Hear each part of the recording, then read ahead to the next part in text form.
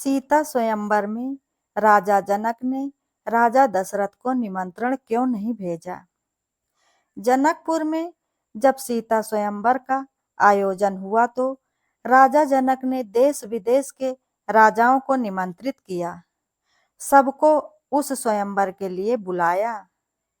परंतु राजा दशरथ या अयोध्या के किसी भी व्यक्ति को स्वयंवर का निमंत्रण नहीं दिया। इसका कारण कोई आपसी बैर नहीं था, बल्कि एक ऐसी घटना थी जिससे राजा जनक को डर था कि कहीं फिर से वही हुआ तो क्या होगा। क्यों निमंत्रण नहीं दिया राजा जनक ने राजा दशरथ को? क्या थी वह घटना? आइए जानते हैं। एक बार राजा जनक के शासनकाल में एक व्यक्ति का विवाह हुआ था। विवाह के बाद वह व्यक्ति पहली बार सज संवर के अपने ससुराल को जा रहा था। कुछ दूर जाने पर रास्ते में एक जगह पर उसको एक दलदल मिला। उसने थोड़ा पास जाकर देखा तो उसमें एक गाय फंसी हुई थी, जो शायद फंसे फंसे मरने की दशा में आ गई थी। उस व्यक्ति ने उसको देखा तो उसके मन में गाय को बचाने का ख्याल आया, परंतु दूसरे ही क्षण मन में एक और विचार आया कि उसने सोचा, गाय तो कुछ देर में मरने वाली है। अगर मैं इसको यहाँ से बाहर निकालने के लिए इस दलदल में घुसा तो मेरे कपड़े और जूते खराब हो जाएंगे और मैं अपने ससुराल में ऐसी हालत में कैसे जा पाऊंगा। यह सोचकर वह गाय के ऊपर पैर रखकर आगे बढ़ गया। जैसे ही वह आगे बढ़ा, गाय ने जब उसे जाते हुए देखा तो उस व्यक्ति को श्राप दे दिया कि जिसके लिए तू जा रहा है उसे तू देख नहीं पाएगा। यदि तू उसे देखेगा भी तो वह तत्काल ही मृत्यु को प्राप्त हो जाएगी। यह कहकर कुछ ही क्षण में गाय के प्राण निकल गए।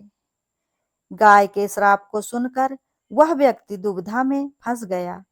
उसने अपने किए पर बहुत पछतावा हो रहा था, परंतु अब कुछ नहीं हो सकता था। जो होना था हो गया था। अब वह व्यक्ति उस गाय के श्राप से मुक्त होने का विचार करने लगा। मन में बहुत बड़ा बोझ लिए वह ससुराल पहुंचा। वहां पहुंचकर वह दरवाजे के बाहर ही बैठ गया और यह विचार करने लगा कि अगर मेरी नजर में मेरी पत्नी पड़ गई तो क्या होगा। कुछ समय बाद परिवार के अन्य सदस्यों ने उससे घर के अंदर चलने का अनुरोध किया, किंतु वह नहीं गया। रास्ते में जो घटना घटित हुई थी उसके बारे में भी किसी को नहीं बताया। उसके दिमाग में तो गाय के द्वारा दिया गया श्राप बार बार गूंज रहा था। जब उसकी पत्नी को उसके घर के अंदर न आने की बात पता चली तो उसने अपने घर वालों से कहा कि चलो मैं ही चलकर उन्हें घर के अंदर ले आती हूँ। पत्नी ने जब जाकर उससे कहा कि आप घर के अंदर क्यों नहीं आ रहे हो और मैं भी जो बोल रही हूँ उसे सुनकर भी मेरे सामने होते हुए भी मेरी ओर क्यों नहीं देख रहे हो। वह व्यक्ति अपनी पत्नी की बात सुनने पर भी चुप रहा। काफी अनुरोध के बाद उसने रास्ते में घटित सारा वृतांत कह सुनाया। पत्नी ने कहा, मैं भी पतिव्रता स्त्री हूँ, ऐसा कैसे हो सकता है? आप मेरी ओर तो देखो। अपनी पत्नी की बात सुनकर उसने जैसे ही नजर उठाकर अपनी पत्नी की ओर देखा, वैसे ही उसकी आंखों की रोशनी चली गई और वह गाय के श्राप वश पत्नी को देख ही नहीं सका। उस व्यक्ति की पत्नी भी पतिव्रता थी, इसी कारण उसकी मृत्यु नहीं हुई। यह देखकर पत्नी अपने पति को साथ लेकर राजा जनक के दरबार में गई। वहां जाकर उसने सारा वृतांत राजा जनक जी को कह सुनाया। राजा जनक जी ने राज्य के सभी विद्वानों को बुलाकर सभा में बुलाकर समस्या बताई।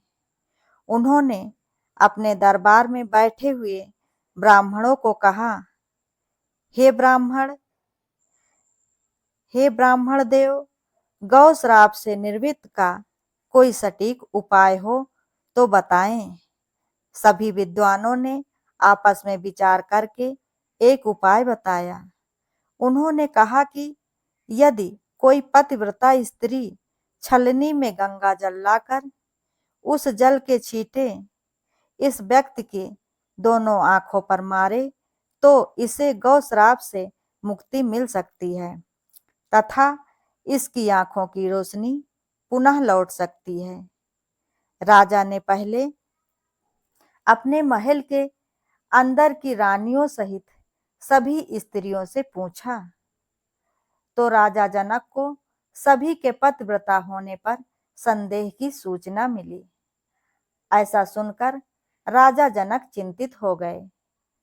तब उन्होंने आसपास के सभी राजाओं को सूचना पहुंचाई। उन्होंने उस संदेश में कहा कि उनके राज्य में यदि कोई पतिव्रता स्त्री है तो उसे ससम्मान राजा जनक के दरबार में भेज दिया जाए। जब यह सूचना अयोध्या के राजा दशरथ को मिली तो उन्होंने पहले अपनी सभी रानियों से पूछा। प्रत्येक रानी का यही उत्तर था कि राजमहल तो क्या, यहाँ पर आप किसी भी महिला, यहाँ तक कि वह झाड़ू लगाने वाली ही क्यों ना हो, उसे भी आप पतिव्रता ही पाएंगे। राजा दशरथ को इस समय अपने राज्य की महिलाओं पर आश्चर्य हुआ और उन्होंने अपने राज्य की सबसे निम्न जात की मानी जाने वाली सफाई करने वाली को बुलाया। उस महिला से राजा दशरथ ने सम्मान पूर्वक पतिव्रता होने के बारे में पूछा तो उस महिला ने स्वीकृति में सिर हिला दिया।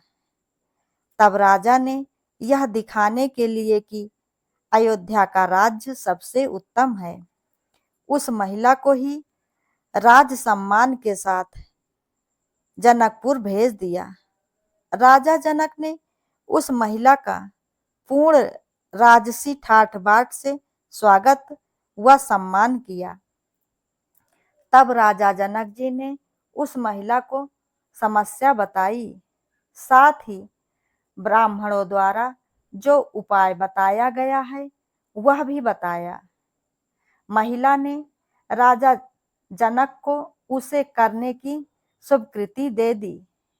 अगले दिन महिला छलनी लेकर गंगा किनारे गई। वहां पहुंचकर उसने प्रार्थना की, हे गंगा माता, यदि मैं पूर्ण पतिव्रता हूँ, यदि मैंने अपने तन और मन से अपनी पति को ही परमेश्वर माना है तो गंगा जल की एक भी बूंद छलनी से नीचे नहीं गिरनी चाहिए। ऐसी प्रार्थना करके जब उसने गंगा जल को छलनी में भरा तो जल की एक भी बूंद नीचे नहीं गिरी। यह पवित्र गंगा जल कहीं रास्ते में छलक कर नीचे न गिर जाए, यह सोचकर उसने थोड़ा सा गंगा जल नदी में ही गिरा दिया और गंगा जल से भरी छलनी को लेकर राज दरबार में पहुंची। राज दरबार में उपस्थित सभी नर नारी यह दृश्य देखकर आश्चर्यचकित रह गए। तब उस महिला को ही उस व्यक्ति की आंखों में छींटे मारने का अनुरोध किया गया। उसने जैसे ही गंगा जल के छींटे उस व्यक्ति की आंखों पर मारे तो तुरंत ही उसकी आंखों की रोशनी वापस आ गई। यह देखकर दरबार में उपस्थित सभी लोग बहुत ही प्रसन्न हुए। तब उस महिला को पूरे राज सम्मान के साथ पुरस्कार देकर सम्मानित किया गया। जब उस महिला ने अपने राज्य को वापस जाने की अनुमति मांगी तो राजा जनक ने अनुमति देते हुए जिज्ञासावश उस महिला से उसकी जाति के बारे में पूछा। तब उस महिला द्वारा निम्न जाति की बताए जाने पर राजा जनक आश्चर्यचकित हो गए। यही कारण था कि सीता स्वयंवर के समय राजा जनक जी ने अयोध्या से किसी को नहीं बुलाया।